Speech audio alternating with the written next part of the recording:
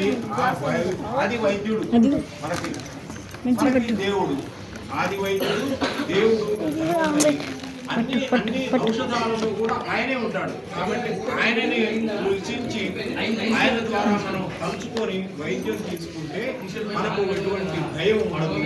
మృత్యువు నుండి విముక్తి కలుగుతుంది అనేటువంటిది చెప్పి అవన్నీ కలగాలి అంటే మనం కొన్ని పాటించాలి. మన జీవన శైలి ఎలా ఉండాలి, మనం అసలు ఇవాళ అనారోగ్యంతో ఎందుకు ఉంటున్నాము, ఆరోగ్య భారతి ద్వారా మనం ఎవరు జరపడం. ఈ ఆరోగ్య భారతి అంటే సమాజంలో అందరూ కూడా ఇవాళ రోగాలు పెరిగిపోయినాయి.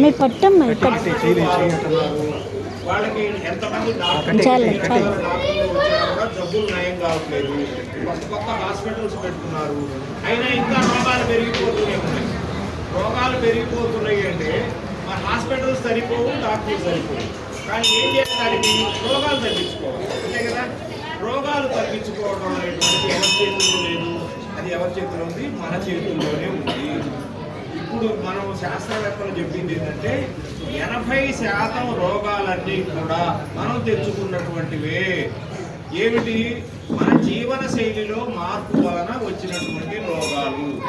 మనం ఏంటంటే ప్రతి క్షణము ఒత్తిడికి గురవుతున్నాం. మనం ఇంట్లో పని చేసుకుంటున్నాం అనుకుంటున్నాం, కానీ ఇంట్లో పనికి కూడా ఒత్తిడి కలుగుతున్నది. తల్లి పిల్లల్ని పోషించాలన్నా, తండ్రి కుటుంబాన్ని పోషించాలన్నా కూడా ఇవన్నీ కూడా మనకి ఒత్తిడే గురవుతున్నాయి. మనం తినే